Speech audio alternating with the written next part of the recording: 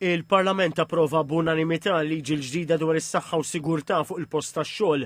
Il-liġi l-ġdida li tresqet mill-Ministru għall-Ġustizzja u Riforma fil-Kostruzzjoni Jonathan Attard se twassal biex żieda fil-multi amministrattivi u l-penali jistgħu laħqu sa 50,000 euro. Il-liġi l-ġdida se twassal ukoll għal ħolqien tal-Health and Safety Responsible Officer HSRO.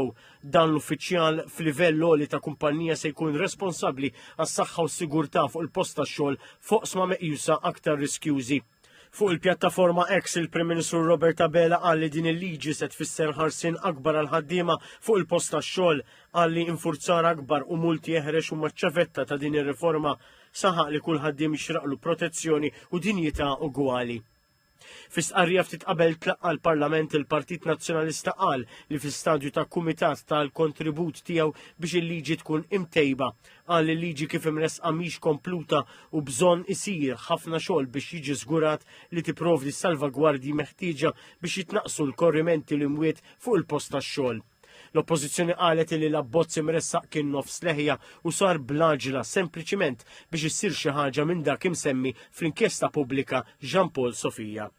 Min-naħa tiegħu il-Partit Laburista qal fi stqarrija li l-oppożizzjoni ma resqet ebda proposta konkreta dwar l-abbozz u minkejja kliem dwar l-aġla għal snin twal l-oppożizzjoni ħallit das-settur fuq l-ixkaffa fosthom il-liċenzjar tal-kuntratturi.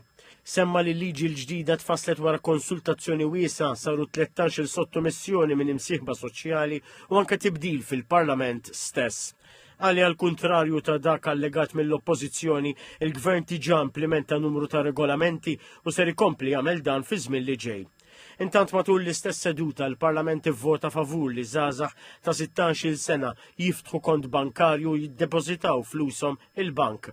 Vot unanimu ieħor kien dak li jitratta l-ħatra tal-imħallef irtirat Lawrence Quintano bħala ċermen tal-Kummissjoni Permanenti kontra l-Korruzzjoni.